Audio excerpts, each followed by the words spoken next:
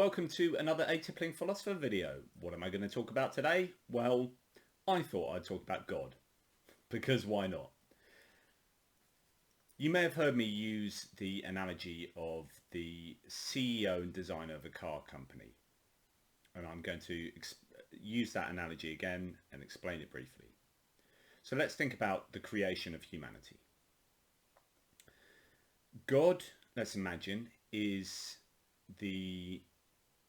let's imagine an analogy. You are the CEO of a car company. You are not only the owner of the car company, you are the designer of the cars, and you manufacture those cars yourself. You're a one-man band or woman, and you design and create those cars yourself. Now, you also know indubitably, that means infallibly, that means 100%, you know that those cars you produce will go out and crash. They are faulty cars. You know in advance of designing them and manufacturing them that they are faulty. In fact, you say in advance of design, it's part of the design process. You recognize these are faulty, and yet you create them anyway. Your cars go out into the marketplace. Your cars crash. They cause pain and suffering. Who is responsible for that pain and suffering? The cars themselves? The people who drive them? Or the person who knowingly designs and creates them in such a way that they will crash and cause pain and suffering? Now let's talk about God with humans. Humans are designed and created by God. We didn't design ourselves. That's not something we can do. Arguably with gene therapy we can start looking at that. But in general terms, we did not design reality. We did not design ourselves. God, apparently, according to theists generally, knew in advance what humans would do, interacting with the environment that we've been placed in.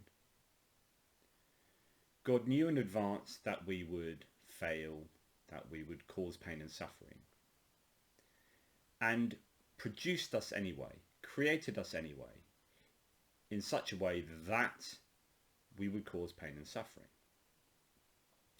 Now the problem for theists here is that God can't be seen to be evil or a poor designer or faulty in any way.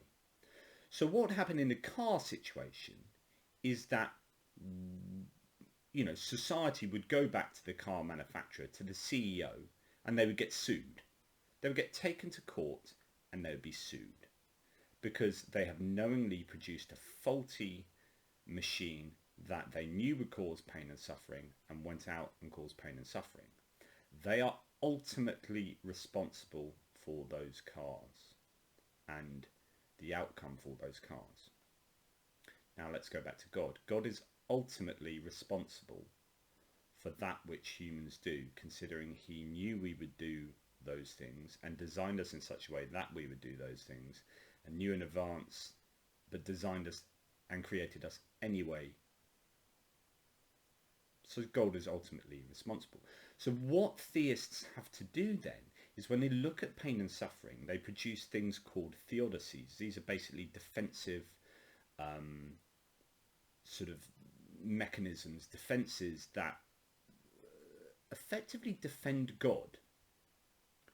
They explain suffering in light of an omni-God, an all-knowing, an all-powerful and an all-loving God. A God that would know how to do something about the suffering, would be powerful enough to do something about the suffering, and would be loving enough to want to do something about the suffering. So why is there still this suffering? And what theists have to do is get God off the hook. They cannot have it that God is responsible for pain and suffering in the universe. They can't have it that the CEO is responsible for the faulty cars that are designed and manufactured by him.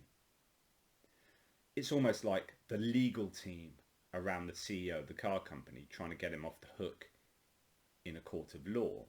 Theists are the legal defense for God, because God apparently can't come down and defend himself or herself or itself. So what we have here is theists, this legal team, trying to get God off the hook.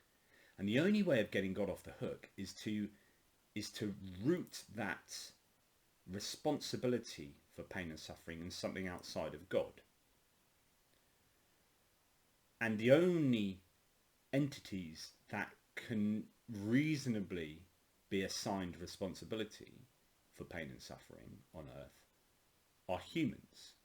And so therefore what theists do is shift the blame from God to humanity. It's a very clear thing. I mean, what this almost sounds obvious, like this is what theodicies do, but I want to lay this out really clearly.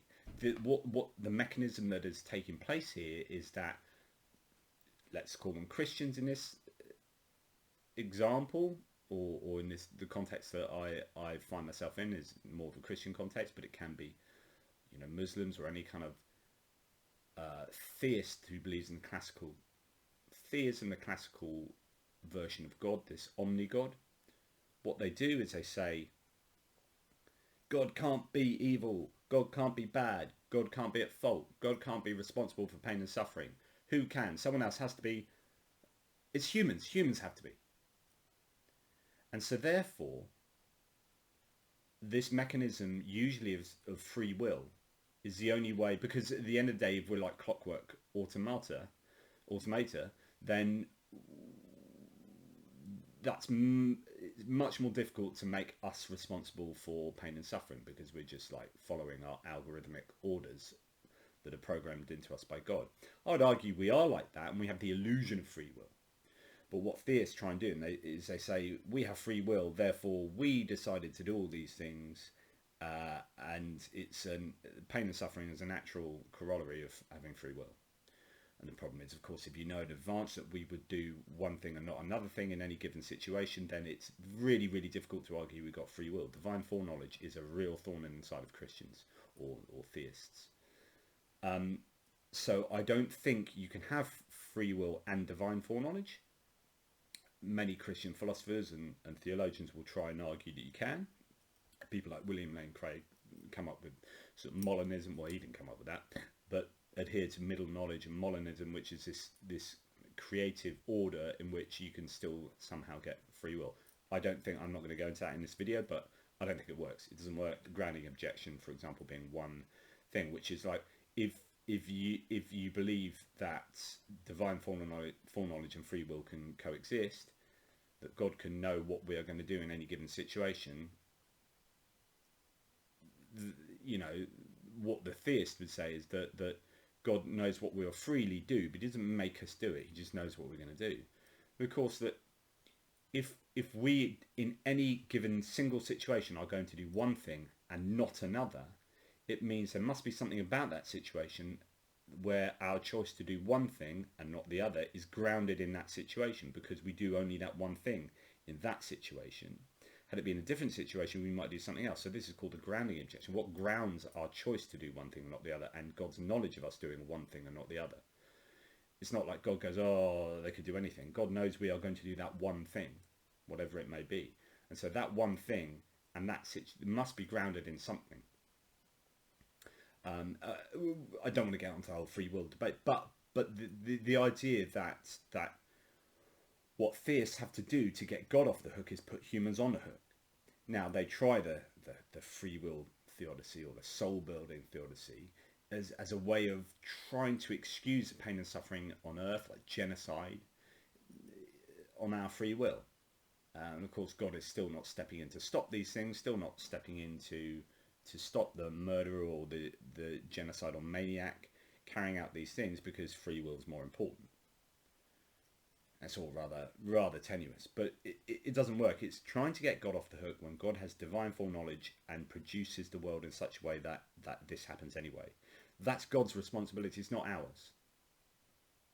God has ultimate corporate responsibility. And the other problem of trying to get humans to take the blame for God's design faults is, of course, natural evil. So natural evil is things like tsunamis or a fawn dying in a forest fire over a 3-day period in huge amounts of pain. What does that have to do with human free will and human soul building? Nothing. So natural evil is a much more potent argument for the problem of evil. These arguments around why such suffering exists, and trying to pin natural evil on humans rather than God is really difficult. And so some theists will go, well, it's a fall of Adam and Eve, and that's hugely problematic. I've already talked before about problems with the Adam and Eve story, just completely nonsensical philosophically speaking.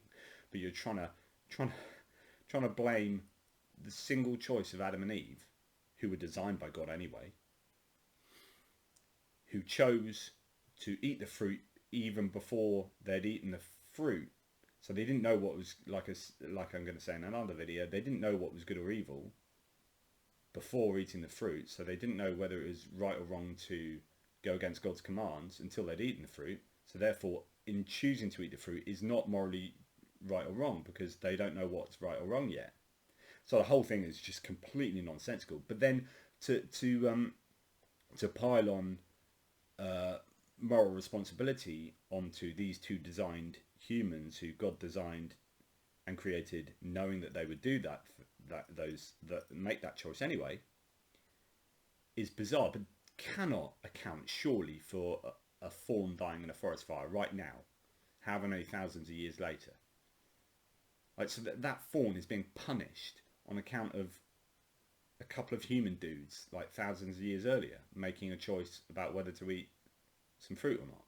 So the whole fall being responsible for all sin and suffering that happens thereafter is ridiculous, but it's really, I would say, impossible to pin natural evil on Adam and Eve. So, this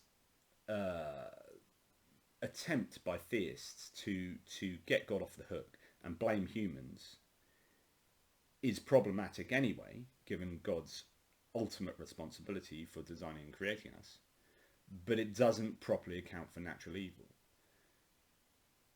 God is not off the hook. I don't care how much you protest, theist, Christian, Muslim, God is not off the hook.